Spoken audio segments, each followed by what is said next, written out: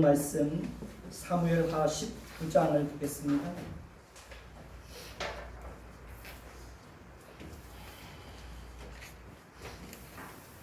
사무엘하 19장 1절부터 7절까지 보겠습니다. 제가 읽고 여러분들이 한 절 읽고 교독하도록 하겠습니다. 어떤 사람이 요압에게 아뢰되 왕이 압살롬을 위하여 울며 슬퍼하시나이다 하니 왕이 그 아들을 위하여 슬퍼한다 하니 그날의 백성들에게 들리매 그날의 승리가 모든 백성에게 슬픔이 된지라. 그날의 백성들이 싸움에서 쫓겨 부끄러워 도망함 같이 가만히 성읍으로 들어가니라. 왕이 그의 얼굴을 가리고 큰 소리로 부르되 내 아들 압살롬아 압살롬아 내 아들아 내 아들아 하니 요압이 집에 들어가서 왕께 말씀드리되 왕께서 오늘 왕의 생명과 왕의 자녀의 생명과 처척과 비빈들의 생명을 구원한 모든 부하들의 얼굴을 부끄럽게 하시니 이는 왕께서 미워하는 자는 사랑하시며 사랑하는 자는 미워하시고 오늘 지휘관들과 부하들을 멸하시니라. 오늘 내가 깨달으니 만일 압살롬이 살고 오늘 우리가 다 죽었다면 왕이 마땅히 여기실 뻔하였나이다. 이제 곧 일어나 나가 왕의 부하들의 마음을 이루하여 말씀하옵소서. 내가 여호와를 두고 맹세하옵나니 왕이 만일 나가지 아니하시면 오늘 밤에 한 사람도 왕과 함께 머물지 아니할지라. 그리하면 그 화가 왕이 젊었을 때부터 지금까지 당하신 모든 화보다 더욱 심하리이다 하니 거기까지 보겠습니다. 우리 찬양 한 장 하시겠습니다. 주님이여 이 손을 꼭 잡고 가소서 하겠습니다.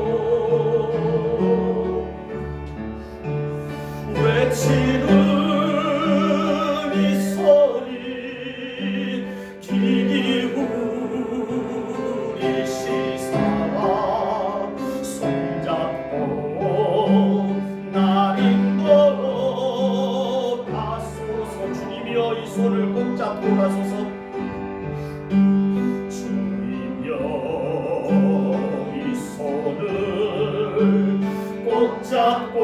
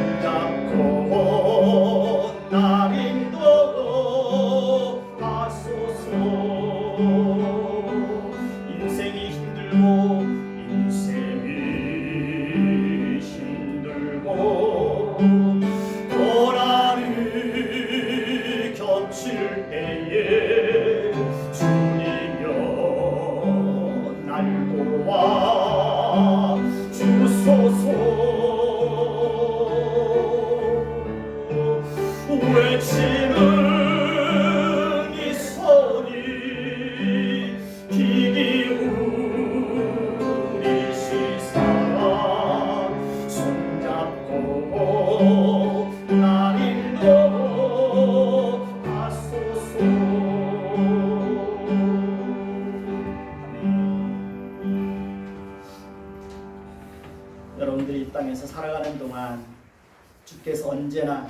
저와 여러분들의 손을 꼭 붙잡고 또 우리의 인생을 살아가도록 주께서 그렇게 또 함께 하실 것입니다. 다윗의 인생을 살펴보면서 다윗의 인생이 골리앗을 물리치고 사울을 죽일 수 있는 기회가 2번씩이나 주어졌지만 그를 죽이지 않고 심판을 하나님께 맡기고 사울과 요나단의 죽음 앞에서도 금식하며 애통해하고 이스라엘의 통일 왕국이 되어서 대적들로부터 이스라엘을 구원하는 것으로 그의 인생이 마쳤다면 얼마나 좋았을까 하는 그런 생각을 가져보았습니다. 다윗이 만약에 바세바를 취하고 그것을 은폐하기 위해서 우리아를 죽이는 일이 없었다면 그는 분명히 영웅 중에 영웅으로 남았을 것입니다. 그러나 다윗은 죄를 범한 이후에 한없이 추락하는 것을 봅니다. 다윗은 더 이상 영웅도 아니고 위대한 사람도 아닙니다. 더 이상 왕으로서의 위엄도 힘도 권세도 제대로 발휘하지 못하는 것을 봅니다. 우리는 누구나 할 것 없이 다윗의 그 전반부 인생을 살고 싶어하지 다윗의 후반부 인생을 살고 싶어하는 사람은 한 사람도 없을 것입니다. 저도 다윗의 인생의 그 전반부 같은 인생을 살았으면 좋겠다라는 소망을 가지고 있지만 실제로 우리가 살아가는 삶은 다윗의 후반부 인생에 속한 경우들이 훨씬 더 많이 있습니다. 만약에 저에게 다윗의 인생을 살아보라고 하면 저는 절대로 그 인생을 살지 못할 것입니다. 저는 여러분의 인생을 살 수가 없고 여러분은 제 인생을 살 수가 없습니다. 그러니까 각자에게 주어진 인생은 그 사람만이 살아낼 수가 있는 것입니다. 그러니까 절대로 다른 사람이 대신해 줄 수가 없습니다. 하나님은 각자의 인생을 통해서 이루시고자 하시는 하나님의 목적이 있고 한 사람 한 사람들의 그 인생 속에 담아내시고자 하시는 하나님의 그 은혜의 내용들이 다 들어 있습니다. 그것은 오직 하나님만이 채우실 수 있고 하나님만이 만들어 가실 수 있는 것입니다. 자, 그러나 분명한 것은 다윗은 전반부 인생보다 다윗이 죄를 범하고 난 이후에 겪게 되는 후반부의 인생을 통해서 자신이 어떤 존재인지 인생이 무엇인지를 더 절실하게 깨닫게 되는 것을 봅니다. 다윗은 후반부 인생을 통해서 하나님의 성품과 은혜를 더 풍성하게 경험하게 되고 더 성숙하게 되고 변화되는 것을 볼 수 있습니다. 우리도 마찬가지입니다. 우리도 형통하고 평안할 때보다 환난과 여러 가지 어려움들을 통해서 더 많은 것을 보고 느끼고 경험하는 것이 사실입니다. 사람은 누구나 할 것 없이 고난이 없으면 변화되고 성숙해지지 않습니다. 하나님을 가까이 하지 않습니다. 그렇기 때문에 하나님을 풍성하게 경험하지 못합니다. 우리는 고난을 통해서 하나님의 말씀을 풍성하게 경험할 수 있습니다. 지난주에 이어서 오늘 말씀을 이해하고 해석하고 적용하는 것도 많은 어려움이 있는 것이 사실입니다. 왜냐하면 상황이 단순하지 않고 각자가 가지고 있는 감정이 이렇게 복잡하게 서로 얽혀 있기 때문에 그렇습니다. 관점을 어디에 두느냐에 따라서 성경을 이해하고 해석하고 적용하는 것도 완전히 달라집니다. 그 점을 이해하고 오늘 말씀을 들어주셨으면 좋겠습니다. 저도 설교를 할 때마다 성경을 바르게 이해하고 해석하고 적용하려고 많은 고민을 합니다. 균형을 잃지 않고 중심을 잡으려고 많은 노력을 합니다. 어떤 때는 그런 어떤 중심을 잡고 성경을 바르게 이해하기 위한 노력들이 때로는 제 마음속에 고통으로 느껴질 때가 있습니다. 오늘 본문을 가지고 설교할 때도 어느 목사님은 다윗이 공적인 직무를 망각하고 있다고 엄청 야단치고 책망하는 것을 보았습니다. 어느 목사님은 다윗이 늙어서 분별력을 잃어버리고 있다고 말씀하시는 것도 보았습니다. 저는 오늘 본문을 보면서 다윗의 입장에서도 한번 깊이 생각해보고 제3자의 입장에서도 한번 살펴보고 하나님의 관점에서도 한번 살펴보려고 많은 노력을 기울였습니다. 반란군은 진압되었고 다윗의 군대는 승리하였습니다. 하나님이 다윗의 군대에게 승리를 주시고 반란군을 진압하게 하신 것입니다. 분명히 하나님이 주신 승리입니다. 그렇기 때문에 다윗은 물론 반란군을 진압하기 위해서 출정했던 모든 군대는 당연히 하나님께 감사와 찬송과 영광을 돌려드려야 됩니다. 그럼에도 불구하고 반란군의 우두머리는 다윗의 아들 압살롬입니다. 압살롬은 전쟁에서 패하고 요압에 의해서 그의 심장이 칼에 찔리고 요압의 무기를 든 청년들에 의해서 비참하게 죽고 그의 시체는 숲풀 속의 큰 웅덩이에 던져지고 그 시체 위에 큰 돌무더기가 쌓이게 되었습니다. 요압이 보낸 전령을 통해서 다윗은 반란군이 진압되었다는 것과 함께 압살롬이 비참하게 죽었다는 소식을 듣게 됩니다. 사무엘하 18장 33절을 보면 왕의 마음이 심히 아파 문 2층으로 올라가서 우니라. 그가 올라갈 때 말하기를 내 아들 압살롬아 내 아들 압살롬아 차라리 내가 너를 대신하여 죽었더면 압살롬 내 아들아 하였더라고 말씀하고 있습니다. 그러니까 압살롬이 반란군의 우두머리였고 그는 아버지 다윗 왕을 죽이고 자신이 왕이 되려고 하였습니다. 압살롬은 다윗의 첩들과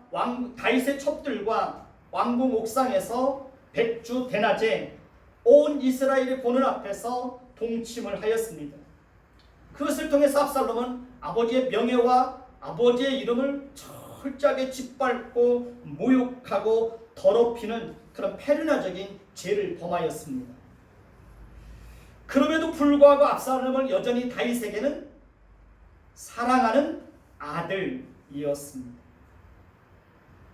그렇기 때문에 다윗은 처절하게 압살롬의 이름을 부르며 차라리 내가 너를 대신하여 죽었더라면 하면서 통곡하고 괴로워하고 있는 것을 봅니다. 오늘 말씀 19장 1절을 보시면 어떤 사람이 요압에게 왕이 압살롬을 위하여 슬퍼하고 있다는 보고를 하는 것을 봅니다. 2절에 보면 왕이 그를 위하여 슬퍼한다함이 그날의 백성들에게 들림에 그날의 승리가 모든 백성에게 어떻게 되었습니까? 슬픔이 되었다고 말하고 있습니다.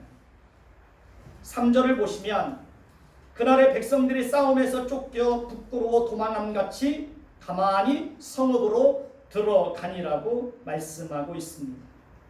그리고 4절을 보면 왕이 그의 얼굴을 가리고 큰 소리로 내 아들 압살롬아 내 아들 압살롬아 내 아들아 내 아들아 하며 통곡하는 것을 봅니다.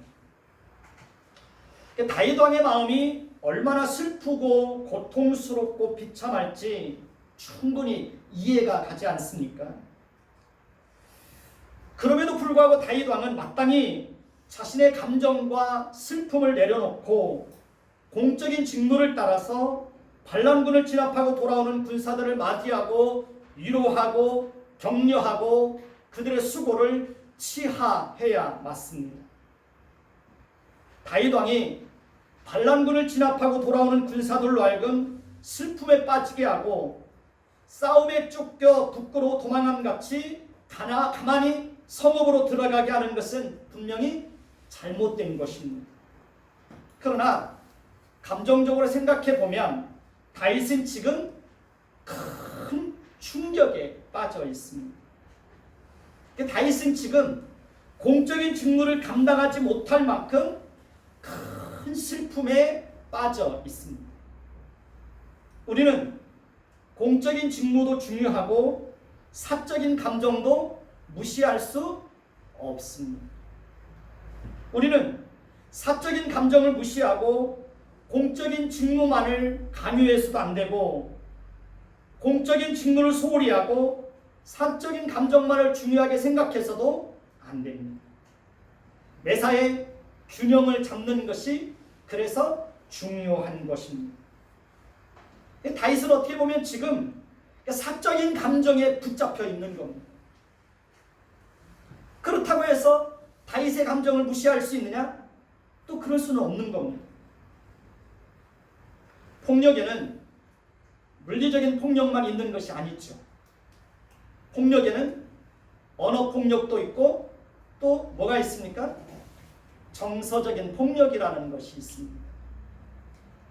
그러니까 모든 폭력은 하나님이 보실 때는 다 악한 것입니다. 때로는 물리적인 폭력보다 언어 폭력이, 정서적인 폭력이 더 가혹하고 무섭고 그 사람의 마음속에 더 깊은 상처를 남겨줄 수도 있습니다. 정서적인 폭력은 그 사람이 가지고 있는 감정을 무시하고 가치 없는 것으로 여기고 짓밟아 버리는 겁니다. 그런데 우리는 정서적인 폭력에 대해서 별로 심각성을 느끼지 못하고 사는 것이 현실이고 사실입니다. 우리는 매사에 다른 사람의 감정까지도 존중해주고 깊이 이해하고 헤아리고 배려해 줄 수 있어야 하는 것입니다. 그것이 성숙한 그리스도인의 모습입니다.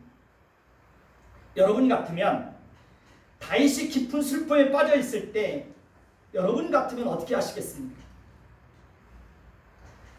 지금 다윗에게 가장 필요한 것은 무엇이라고 생각하십니까?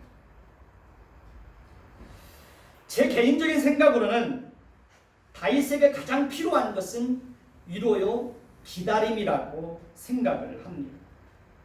다윗이 충분히 슬퍼하고 마음을 추스르고 마음을 다잡을 때까지 기다려주는 겁니다.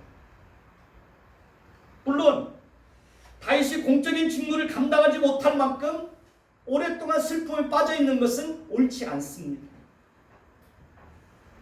그럼에도 불구하고 지금 당장에 다윗에게 절실하게 필요한 것은 그의 슬픔, 그가 받은 충격들을 헤아려주는 겁니다.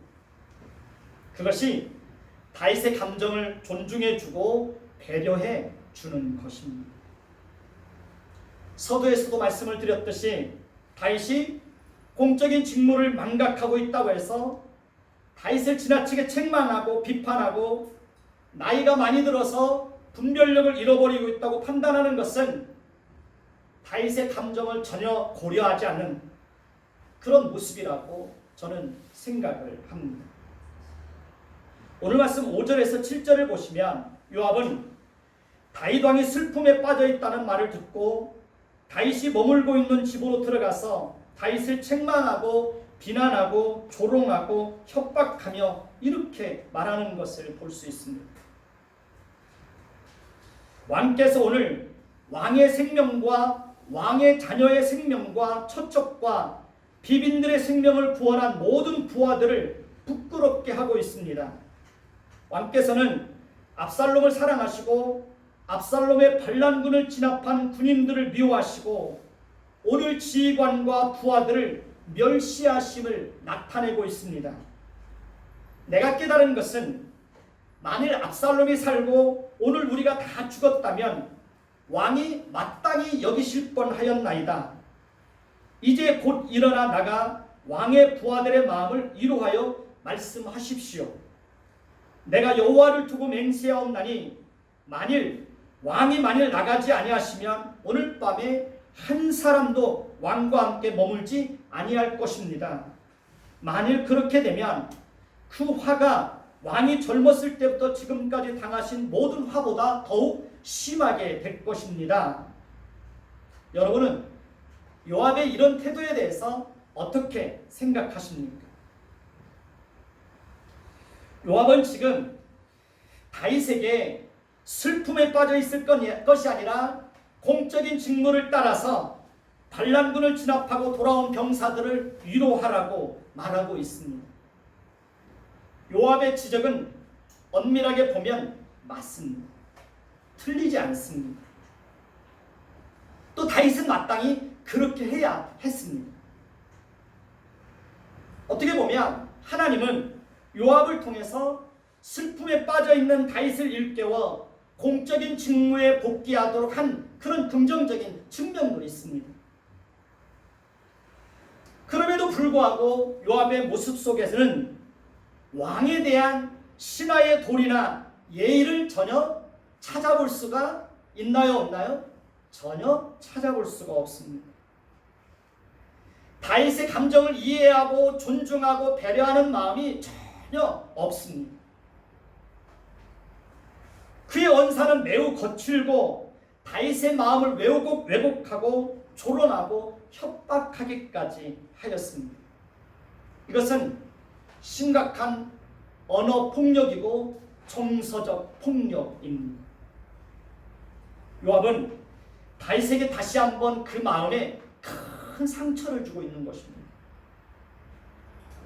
요압이 압살롬을 무자비하게 죽인 것도 하나님이 요압을 통해서 심판하신 측면도 있지만 요압은 다윗의 감정을 철저하게 무시하고 짓밟아버린 것입니다.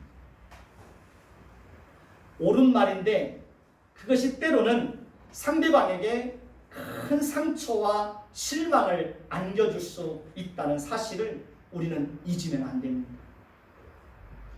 잠언 12장 18절을 보시면 칼로 찌름같이 함부로 말하는 자가 있거니와 지혜로운 자의 혀는 양약과 같으니라고 말씀하고 있습니다. 주변에 보면 칼로 찌르는 것처럼 함부로 말하는 사람들이 있습니다. 그러니까 옳은 말인데 듣는 사람에게는 칼로 찌르는 것처럼 마음에 큰 상처를 주는 겁니다. 따라서 우리는 항상 부드럽고 따뜻하게 말하는 그런 습관을 가져야 합니다. 상대방의 감정을 충분히 배려해주고 상대방이 상처받지 않도록 늘 따뜻하게 말하는 그런 언어 습관을 가져야 합니다. 그러니까 거칠고 공격적이고 조롱하고 비판적이고 폭력적인 언어는 절대로 사용하면 안 되는 것입니다. 상대방의 마음을 왜곡하는 그런 말, 그 사람은 전혀 그런 마음을 갖지 않고 있는데 그 사람의 마음을 왜곡하는 거예요. 그리고 비난하고 조롱하는 거예요. 요압이 다윗에게 그러고 있는 거예요. 그래서 우리는 항상 조심해야 되는 겁니다. 입술에 파수꾼을 세워달라고 늘 기도해야 됩니다. 오늘 말씀 8절을 보시면 왕이 일어나 성문에 앉음에 어떤 사람이 모든 백성에게 말하되 왕이 문에 앉아 계신다 하니 모든 백성이 왕 앞으로 나오니라고 말씀하고 있습니다. 왕이 일어나 성문에 앉았다고 하는 것은 공적인 직무에 복귀하였다는 것을 의미합니다. 이 모습은 슬픔에 빠져있던 왕이 하나님의 뜻을 깨닫고 이성을 찾고 공적인 직무에 복귀하였다고 볼 수도 있습니다. 또 다른 한편으로 보면 다윗은 요압의 강요와 협박에 굴복하여 어쩔 수 없이 자신의 감정을 추스리지도 못하는 그런 상황에서 성문에 앉아있다고 볼 수도 있는 것입니다.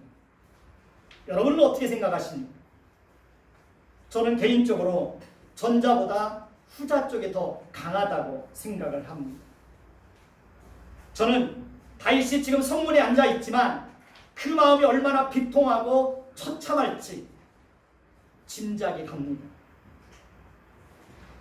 저는 개인적으로 다윗이 마음을 정리하고 스스로 공적인 직무에 복귀할 때까지 조금 더 기다려주고 다윗의 마음을 배려해주는 것이 옳다고 그렇게 생각을 합니다.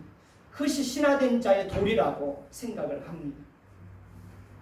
오늘 말씀 8절 하반절을 보면 이스라엘은 이미 각기 장막으로 도망하였더라고 말씀하고 있습니다. 다윗의 군대에게 패한 반란군은 각기 장막으로 도망을 하였던 것입니다.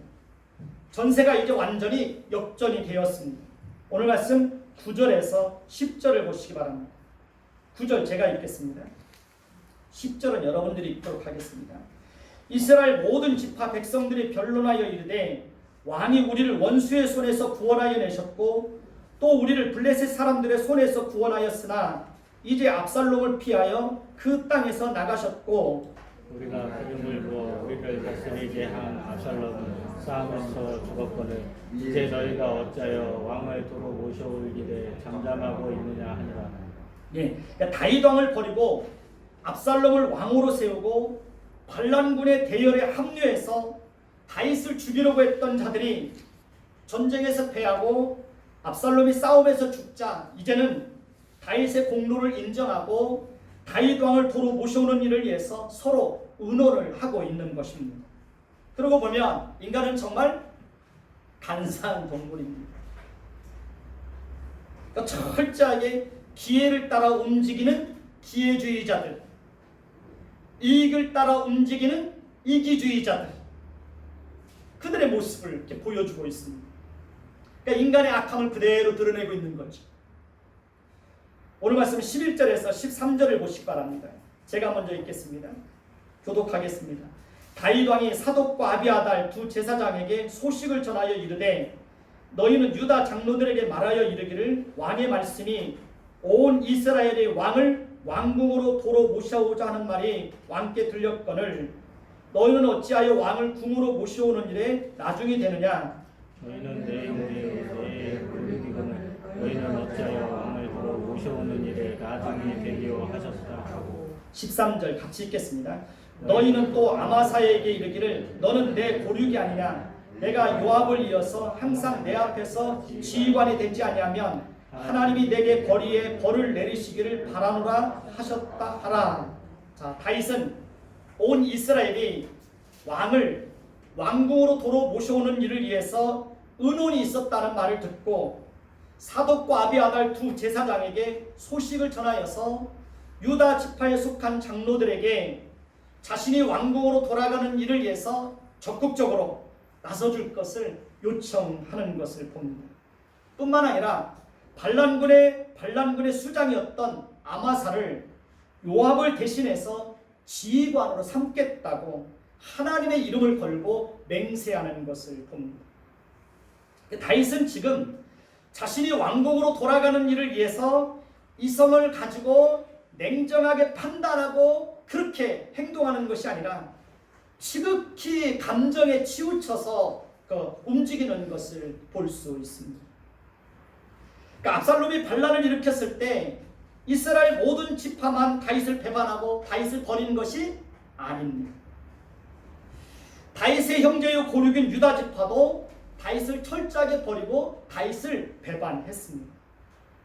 그런데 다윗은 지금 감정에 치우쳐서 자신의 혈육을 유지하고 유다 지파에게만 손을 내밀고 있는 것입니다. 뿐만 아니라 다윗은 요압으로 인하여서 받은 상처로 인하여서 이제 요압을 제쳐두고 반란군의 군대 장관이었던 아마사를 지휘관으로 삼고자 하는 것을 봅니다. 다윗은 사독과 아비아달 두 제사장에게 이스라엘 모든 지파와 유다 지파가 함께 힘을 합해서 자신의 황궁을 돕도록 그렇게 냉정하게 판단하고 그렇게 할 수 있도록 지도력을 발휘해야 했습니다. 그런데 다윗은 이스라엘 모든 지파를 제쳐두고 유다 지파에게만 손을 내밀어 자신이 왕궁으로 돌아가는 일에 앞장서 줄 것을 요청하였던 것입니다. 그리고 다윗이 자신이 사적인 감정을 따라서 반란군을 진압하는 데 큰 공을 세운 요압을 제쳐두고 반란군의 수장이었던 아마사를 지휘관으로 삼겠다고 하는 것은 누구와 보아도 옳지 않고 또 형평성에도 맞지 않습니다. 다윗이 이러한 결정을 내리게 된 것은 지극히 감정적인 것입니다. 그러니까 다윗이 아무리 반란군을 포용하기 위해서 그렇게 했다고 해도 다윗의 편에 서서 목숨을 걸고 싸웠던 사람들은 다윗이 아마사를 군대 장관으로 세우려고 하는 것을 이해할 수가 없는 거죠. 우리는 때로는 이성으로 우리의 감정을 조절하지 못하고 감정이 앞서서 감정에 따라서 행동하고 감정에 따라서 말할 때가 많이 있습니다. 다윗은 지금 그런 실수를 반복하고 있는 것입니다. 그러고 보면 인간은 끊임없이 실수하고 또 실수하고 그러는 것 같습니다. 저도 돌이켜보면 실수하고 또 실수하고 그런 제 모습을 발견하게 됩니다. 특히 우리는 감정에 치우쳐서 실수할 때가 참 많습니다.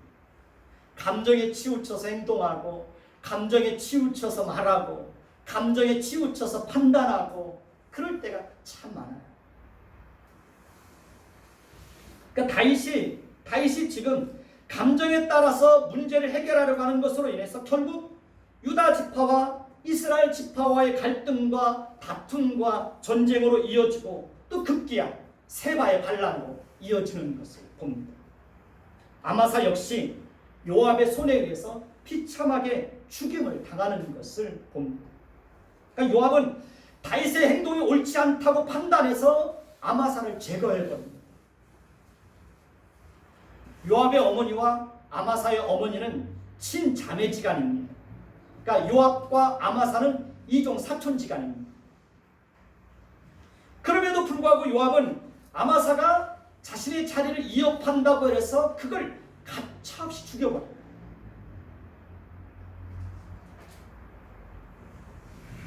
그러니까 요압은 다윗의 왕궁에서 군대 장관의 자리에 오르고 이스라엘 백성들을 대적들의 손에서 건져내는 일에 많은 공을 세운 것이 사실입니다. 그럼에도 불구하고 그는 여전히 하나님 나라의 성격을 이해하지 못하고 하나님의 성품을 전혀 드러내지 못하고 세상 나라의 질서를 따라 살아가고 인간의 악함을 그대로 드러냅니다.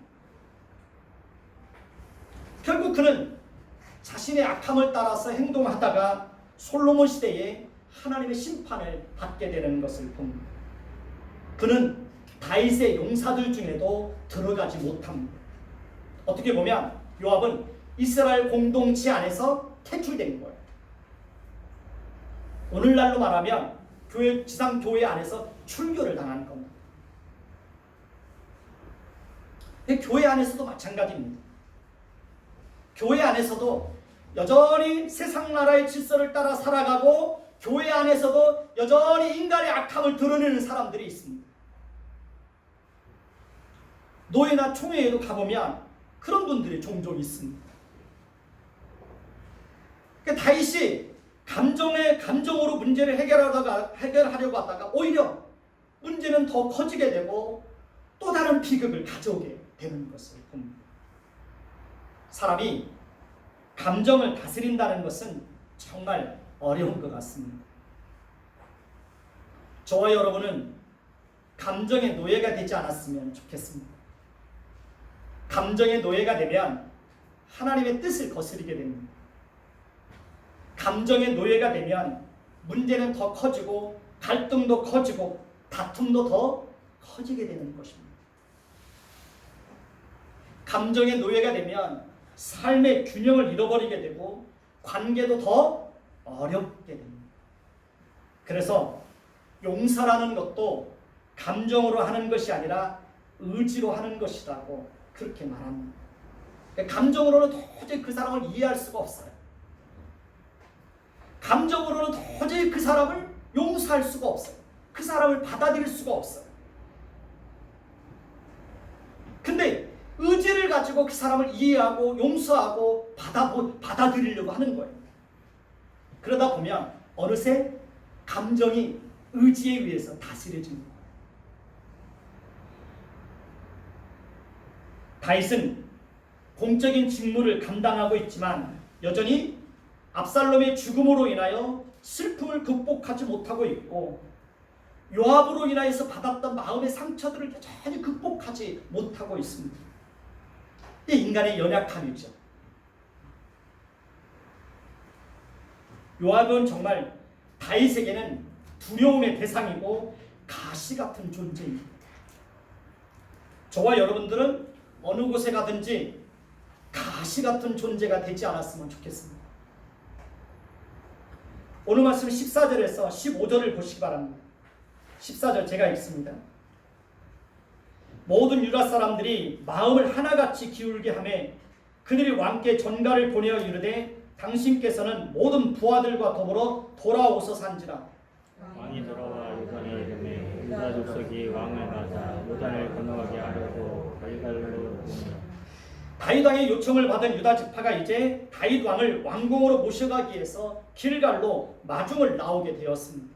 길갈은 가나안 땅에 있는 요단 서편입니다.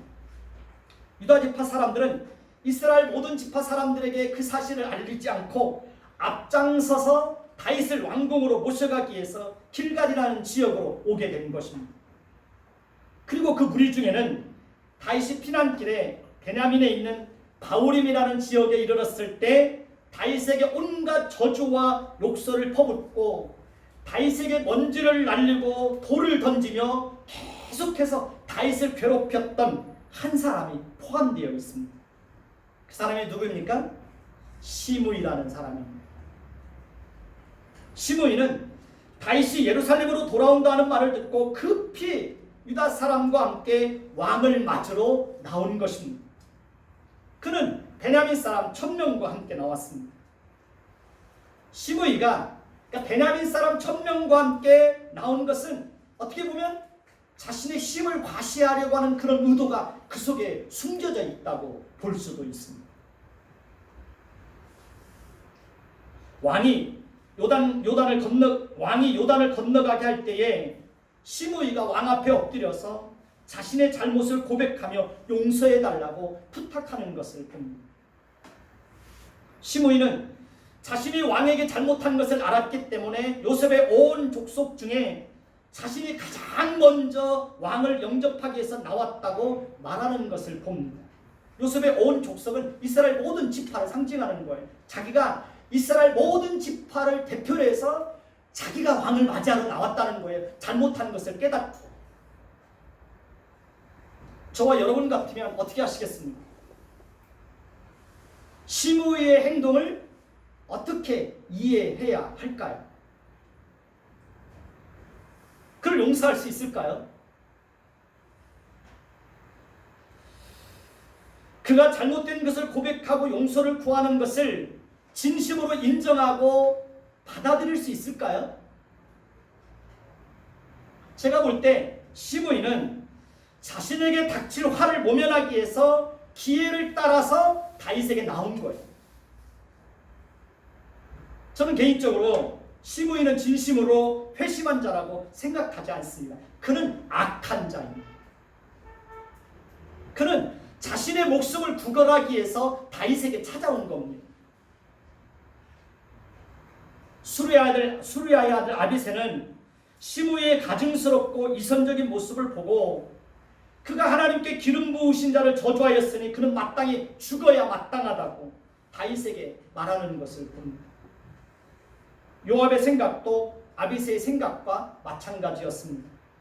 그러나 다윗은 그들의 생각에 이번에도 동의하지 않습니다. 바우림에 이르렀을 때 시므이가 다윗을 저주하지 않습니까? 그때에도 아비새는 당장에 죽이겠다고 합니다. 그때도 다윗은 그들의 생각에 동의하지 않습니다. 이번에도 마찬가지입니다. 그러니까 아비새는 당장에 죽여야 된다는 거예요. 근데 다윗은 그들의 생각에 동의하지 않아요. 다윗은 그들이 오히려 자신에게 원수되었다고 그들을 책망하는 것을 봅니다. 수르야의 아들들은 다윗에게 원수 같은 존재였습니다. 하나님의 자녀들은 어느 곳에 가든지 화평케 하는 자가 되고 화목하게 하는 자가 되어야 합니다. 공동체 안에서 가시노릇하고 공동체 안에서 원수처럼 행동하고 그러면 그 사람에게는 상이 없는 것입니다. 그런 사람들 때문에 공동체가 무너지고 공동체가 어려움을 겪게 되는 것입니다. 다윗은 시므이의 행동에 대해서 당장에 보복하기보다는 그에 대한 심판을 하나님께 맡기고 그 심판을 솔로몬에게 넘기는 것을 봅니다. 다윗이 예루살렘으로 돌아오는 길은 결코 만만치 않은 길입니다. 도망가는 길도 어렵지만 돌아오는 길도 쉽지가 않습니다. 만약에 압살롬의 반란군에 동참했던 자들이 다윗이 예루살렘으로 돌아오는 길에 자신을 반대했던 자들을 죽이고 보복하고 있다는 소식이 들리면 다윗은 예루살렘으로 돌아가는 길에 또 다른 어려움을 만날 수 있습니다. 그리고 하나님의 나라는 죽이고 죽는 살생의 나라가 아닙니다. 다윗은 그것을 잘 알고 있었기 때문에 보복하고 심판하는 것도 자신이 직접 하지 않고 하나님의 손에 맡기는 것을 봅니다. 그 심판을 지연시키는 거예요.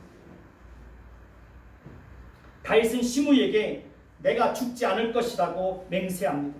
그리고 그 생전에 그 약속을 지킵니다. 대신 솔로몬에게 그 심판을 넘깁니다. 보복하는 일을 멈추지 않으면 또 다른 보복이 있게 마련입니다. 우리는 보복하고 심판하는 것도 누구에게 맡겨야 됩니까? 하나님께 맡겨야 됩니다. 오늘 말씀 22절을 보면 다윗이 수르야의 아들들에게 하는 말 중에 이런 말이 있습니다. 거기 보면 오늘 어찌하여 이스라엘 가운데에서 사람을 죽이겠느냐? 내가 오늘 이스라엘의 왕이 된 것을 내가 알지 못하리요 라고 하는 것을 봅니다. 내가 오늘 이스라엘의 왕이 된 것을 내가 알지 못하리요 라는 이 말은 다윗이 지금 자신의 신세를 한탄하고 있는 것입니다. 다윗은 자기 자신의 모습을 보았을 때 자기가 왕이라고 하지만 지금 자신의 모습 속에서 왕의 모습을 찾아볼 수가 없는 거예요. 아무런 결정권도 없어요. 아무런 힘도 없어요. 왕의 이용도 권세도 없어요. 어떻게 보면 바다 위에 떠있는 작은 나룻배처럼 파도 위에 이리저리 떠밀리고 다니는 것처럼 다윗의 인생이 그렇게 이리 떠밀리고 저리 떠밀리고 그렇게 되고 있는 거예요. 다윗이 자신의 운명을 자신이 결정할 수가 없고 자신의 운명을 자신의 스스로의 힘으로 헤쳐나갈 수 없는 그런 상황 속에 지금 다윗이 놓여 있는 거예요. 그러니까 내가 왕이 되었지만 내가 어떻게 왕이 된 것을 내가 알 수 있겠느냐라고 한탄하고 있는 거예요. 자신의 신세가 너무 처량한 거예요. 수르야의 아들들은 다윗의 곁에서 원수같이 서 있습니다. 그러나 다윗에게는 그들을 제어할 힘이 없습니다. 어떻게 아마사를 통해서 요압을 좀 어떻게 좀 해보려고 했지만 요압이 그 아마사를 죽여버려요.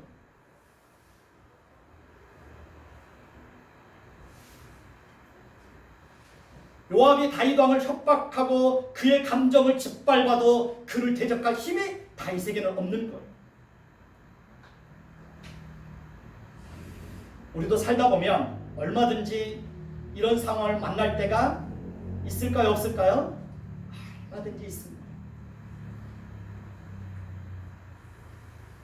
내 인생을 내가 스스로 결정하지 못하고 내 인생을 누군가에게 맡겨야 되고 누군가의 손에 의해서 내 인생이 이끌림 받아야 되고 우리 인생 가운데는 누구에게나 다 그런 날이 있습니다. 특히 우리는 나이 들면 우리의 인생을 내가 스스로 결정하지 못하고 누구의 손에 맡겨야 됩니까? 자녀들의 손에 우리의 인생을 맡겨야 됩니다. 저는 그때 내가 내 인생을 자녀들의 인생에 맡겨야 되는 그럴 때가 되었을 때 자녀들이 저한테 이렇게 함부로 하고 그러면 자존심에 큰 상처를 받을 것 같아요.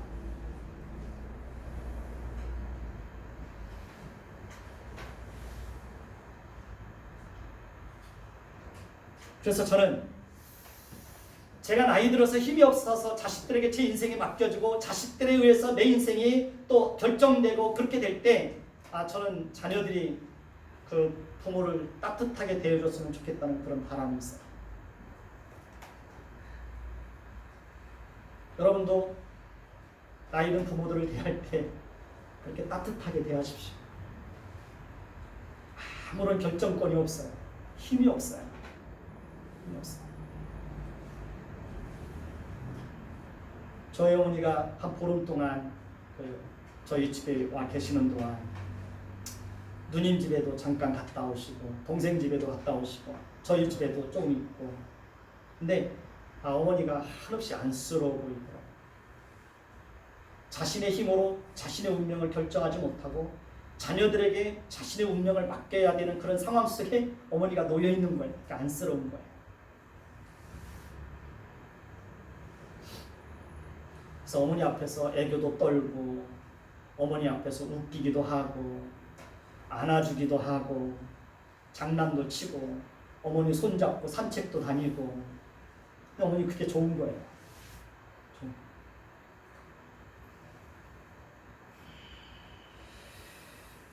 저는 여러분들이 여러분 부모들에게도 그렇게 했으면 좋겠어요. 또 우리 자녀들이 부모들한테 그렇게 했으면 좋겠어요. 나이 들고 힘없다고 함부로 하지 않고 저는 교회 중직들이라고 하는 분들이 나이 드신 자기 부모들에게 정말 함부로 하시는 분들도 봤어요. 그러면 하나님이 기뻐하지 않아요. 하나님이 복을 주실 수가 없어요.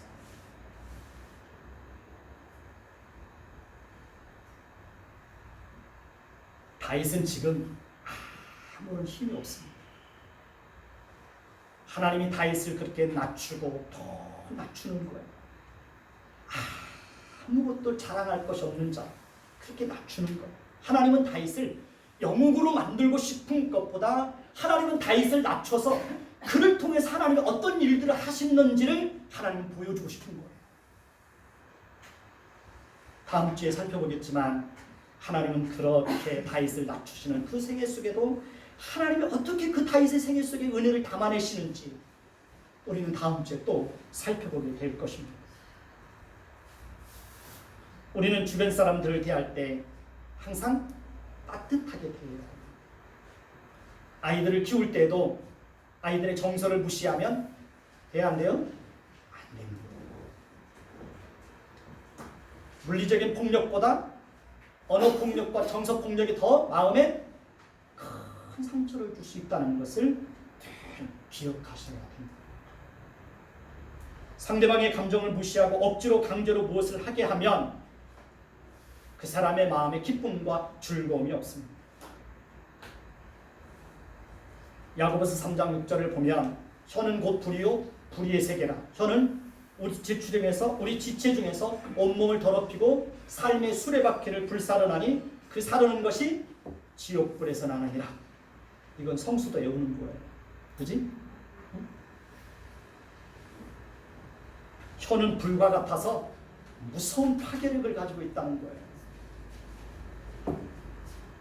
온갖 불의하고 악한 것이 우리의 입을 통해서 나온다는 거예요. 혀는 우리 지체 중에서 온몸을 더럽히기도 한다는 거예요. 혀는 한 사람의 인생의 삶의 수레바퀴를 불태워버릴 만큼 그렇게 무서운 힘을 가지고 있다는 거예요. 그 사라는 것이 얼마나 무섭고 강력한지 지옥불에서 나는 것 같다는 거예요. 그러니 언어폭력은 물리적 폭력보다 더 무서운 거예요. 언어폭력. 여러분, 훌륭한 사람은 어떤 사람이라고 생각하십니까? 훌륭한 사람. 여러분이 생각할 때 저분은 훌륭한 사람이야. 그 기준을 어디에 두고 있습니까? 제가 생각할 때 훌륭한 사람은 마음이 따뜻한 사람입니다. 가장 편안한 사람도 마음이 따뜻한 사람.